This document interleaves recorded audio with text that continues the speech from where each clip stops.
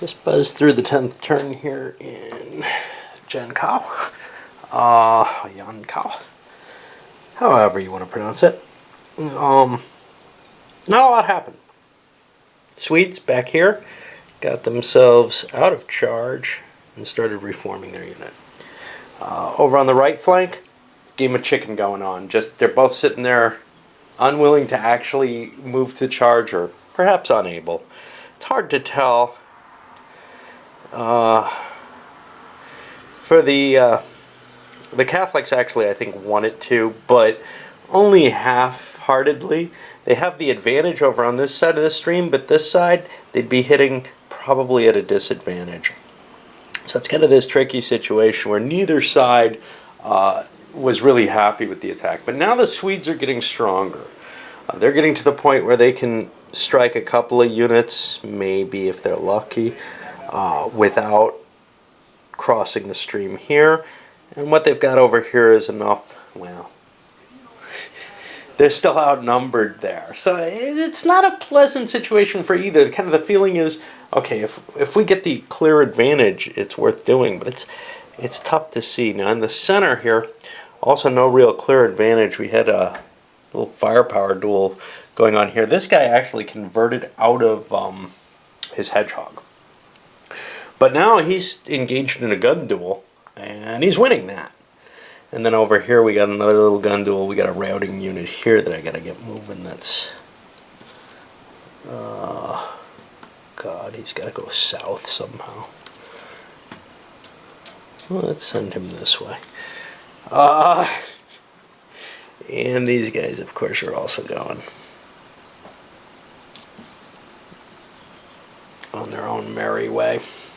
So, you know, at one point it looked like it was pretty much clearly a Swedish victory, but the terrain has slowed things down so that until these guys come up, it feels kind of like we're a little frozen right now.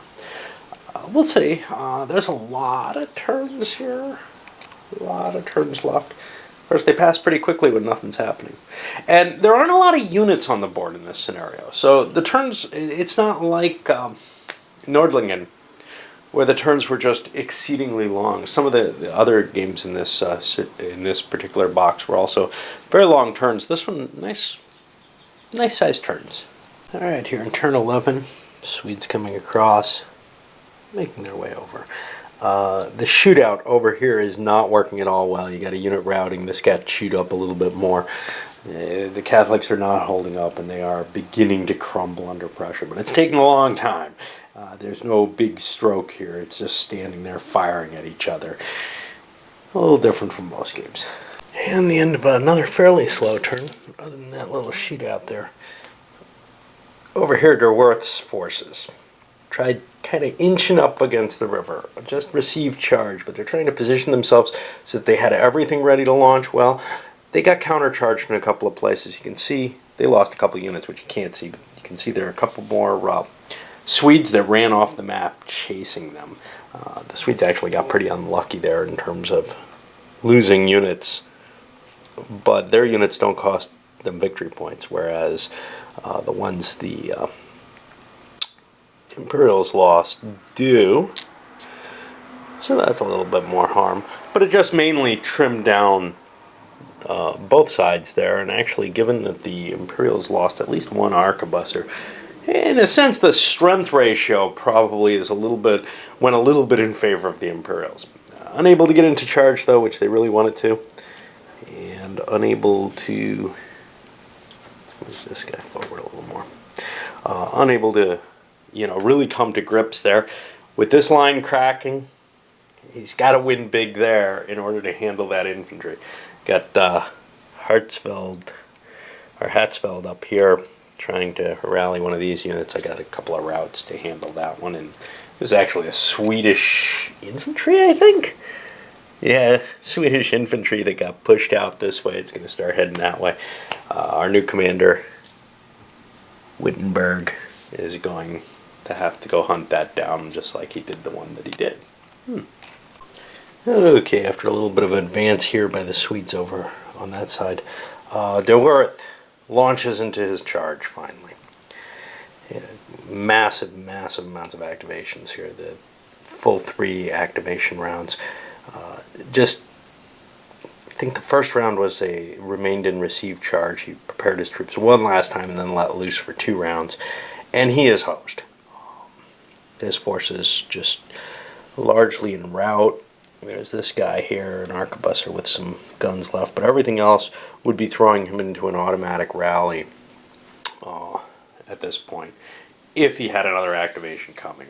He just basically swept forward, looked like he had the edge in some places, overran some stuff, but the countercharges mainly did him in, and even when he struck, you know, with good odds, like here, he was at like +4, and he still got driven back. Some bad die rolls in place. A little different coloring. I wonder why. Anyway, the one bright spot for the Catholics is they managed to take Douglas out, which likely he'll be dead or out of the battle, and we'll have to get a new leader there. It does mean that there's no Swedish ability to kind of reform here. And now I think we're moving on just to the 2 infantry battles, which will start with the Swedes. Everybody was kind of in received charge except for that one wing over there. Okay, and for the rest of this turn, just finished it up. I got some routers to do.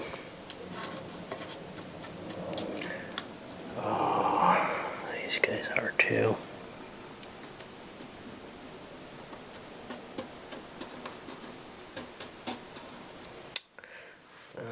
Just a few problems going on here. 3, 4, 5, 6, 7, 8. Basically, the infantry situation. Let's talk about that because that's the key here. The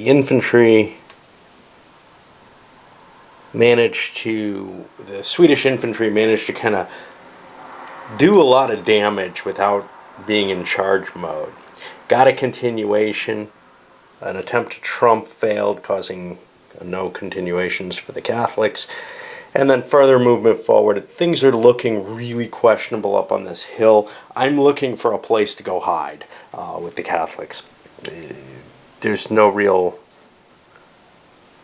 there's nothing else to do, really. I mean, if this was an opposed game and I were playing the Catholics or the Swedes, I would be saying it's over at this point. Can we stop?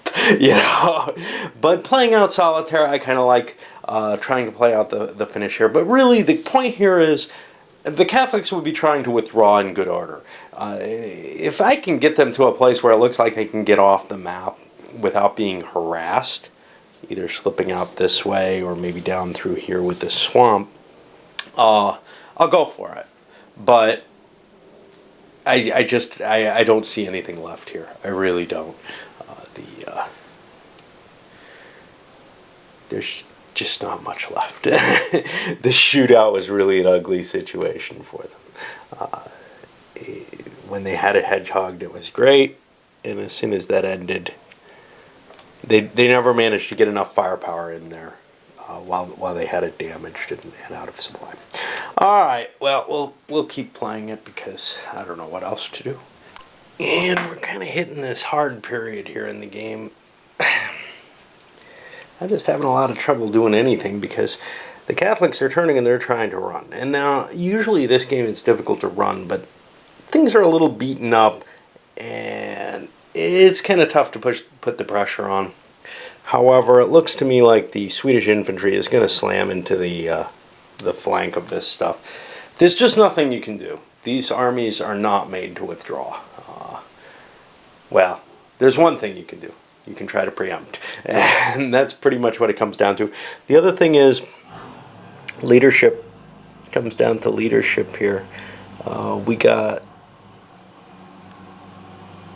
2 units in make ready. Now this was briefly in charge to move forward the way it did. But we got 2 units in make ready. That means the Swedes are going to get their choice. Now they're going to take the infantry first because it's in the position to make that attack. And the only real question is, well, can the Catholics get a preemption in order to move forward before that? And the chance of that's pretty low. They don't have a good leader there, but it's about the only way to try to save some of the army. And I'll allow, if they can kind of withdraw off the board safely, not to count that as losses or something. I don't know. Not really within the regular span of the game, but I cannot see trying to hold any part of this field at this point. But fleeing the field the way the game represents it probably means a rout, and that's something you want to avoid. Interesting trumping and the like going on. The Swedish infantry getting the jump here. Immediate attempt to trump in on them to get away. Fails. But they're not able to get into charge formation. Second, they get a continuation. Well, I can't let them have another shot. DeWorth jumps in successfully and actually starts forming up his units over there, working on the withdrawal here. But now we're in this problem where we're back over on the Swedes. The Swedes managed to drop into charge, come up, and they have pretty much slaughtered the Cav Guard that was left in the rear, and they've hedgehogged this unit. It's beginning to get to the end. It's, a question of, well, I'm not going to be able to get him out, so now let's see if we can get him out. How much of this army can I kind of escape with, as it were? And we'll see where that goes. All right, continuing that attempt to get out of here, basically. Hedgehog stuck here. Infantry moving up. It's going to be able to destroy it pretty quickly. Be able to slide this cav down maybe and put a threat here. This cav has been kind of slowly allowing the Catholics out. I think that's the real thing here is, and there's still enough of a Catholic force that an all-out attack on it would be maybe more costly than letting them go, at least until I've arranged everything to be ready for the attack. Mainly it's the terrain here. If this were a flat field, I could swing across, but the risk of crossing here, getting formation disrupted, it didn't seem worth it. Now I've moved up into a make ready with the hopes of getting more activations, being able to use my army commander to bop him around. It's one of the reasons you kind of want not to have, the slower formation and recovery type commands. Rally only gives you one activity. Receive charge probably only gives you one unless you have a very good leader or get lucky all the time. Make ready gives you a fair chance of getting a continuation, 0 to 2. It's getting up there a little bit. And it just seemed like, well, I can target a few things, move a few things, whatever, and meanwhile bop this guy around, my army leader, in order to recover some things that maybe are going to be more important than the cav. Moving that infantry forward puts a lot of pressure on kind of disrupting the Catholics. They're going to have to maybe cross through here. They'll either have to be in open order as they're beginning to form up into, or actually just get formation shaken and broken coming through here, and then the cav just will eat them up. Now, well, push over into turn 18 there. Let's take a look at what we got. I mean, it's not a lot different, but we do see that the Catholic troops have seemed to have gotten away largely from this. They took a lot of fire here. The Swedes are preparing, getting into open order so that they have a chance to chase. But I think I'm going to get my Catholics off the board. Again, this is just, I'm making up rules here, because this is a situation where if I can get an orderly withdrawal, I think I should give myself some kind of advantage for that as the Catholics. On the other hand, if I could destroy them on the way out, the Swedes deserve something, but I don't think they're willing to wreck their army or risk wrecking their army in terms of chasing this last bit out. When I look at the numbers, it looks like the Swedes have done quite well. Now, if I had to play this out just by the rules of the scenario, the Catholics would have to find some place to stand. This would not necessarily have been the choice, although it's not terrible. It's got this nice terrain here, and then they can just try to defend this thin frontage. But this is a game where your units degrade rapidly, so you can't just, and they take up space, so you can't just defend a small frontage with a few men and expect to hold out forever, as you can in some games, especially operational type stuff. These hills might have been of interest, but I don't think that they're as good a defensive line as this swamp stream here. Also, I had more units than that.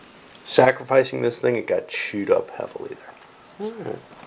So the pursuit continues. Now, infantry versus infantry pursuit was kind of boring, or infantry pursuing cav. Kind of this line of stuff trying to chase this guy.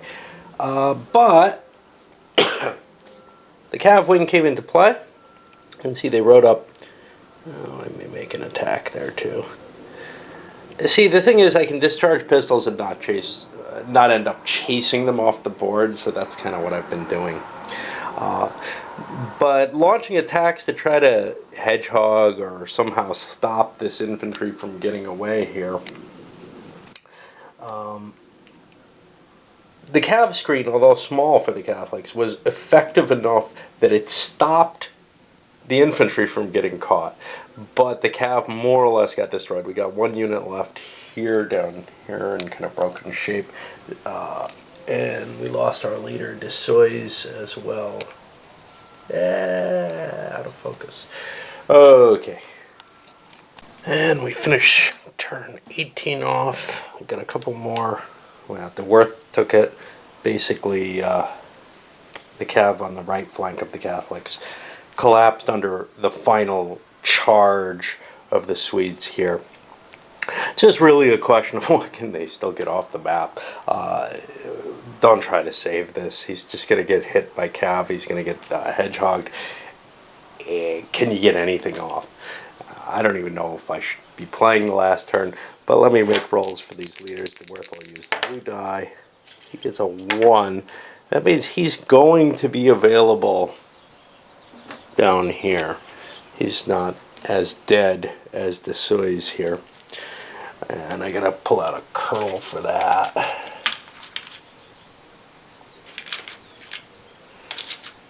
Oh, lots of different colored kernels. Put that over here. But it looks, essentially over. Something in me, the same sense of completion that makes me do every scenario, is going to make me finish this out. So all the Swedish columns have gone already, and they wiped everything out. Loose units back here all got shot up or hit. All we've got left is a couple of cav, which I think I can get off the map, and I'll call them survived if that's the case, because cav units, if they're able to keep running, probably wouldn't be able to be chased anyway, so I don't feel as bad about that as if the infantry, if an infantry unit was able to sneak off somehow. But we'll see. There might be some opportunities for countercharges in there. I doubt it. Well, I was wrong. One of them got countercharged. The other one had an opportunity to be countercharged as well, but managed to get off the map. I think it's time to count the points and see just by how much the Swedes won, because there is no question here. I also have a leader check over there for the overall commander. That's a 9. That's an elimination. So he'll be scored for points. Alright, I'll be back in a bit. And indeed, it looks like it was pretty much the blowout that it appeared. 390 for the Swedes, 207 for the Imperials. 190 points is pretty major. But this did have a skew. And the historical was 140. 190 is significantly better. And,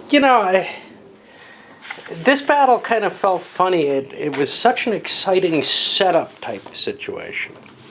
And at points it looked like maybe the Catholics would be able to hold the Swedes off for a while here. But overall, quality of army just seems to show the Swedish army is just so much better, the leadership as well. But, The worth is pretty good. But the terrain didn't really favor the Catholics terribly much. It's all facing the wrong way. The Swedes historically fought over here a defensive engagement. This is good terrain. The attacker comes through the woods, you're on hilltops, great.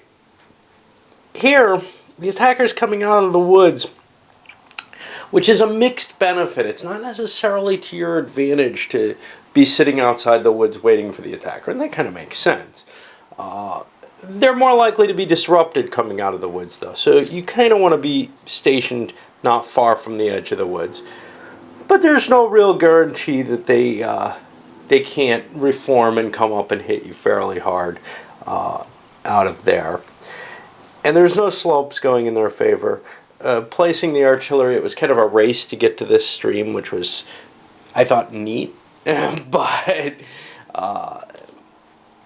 this definitely filtered and slowed down the development on this front, or on that wing, which is where Der Werth was. If Der Werth had been down here, the battle might have gone very differently, because his capabilities couldn't really be brought to bear on this side to the extent that they may have been able to over here. Who knows? Anyway, I'll set this one up. It opened up as what looked like one of the most interesting battles I had seen. But I don't really think that the Catholics have too much of a chance on this one. We'll see. I mean, maybe some other people are able to win with the Catholics. But there are, and the game has a lot of luck. So it can always swing one way or another. I would be surprised, though. I would say this one feels more unbalanced than most of them, which is kind of sad because the terrain situation is just so cool. All right, up it goes.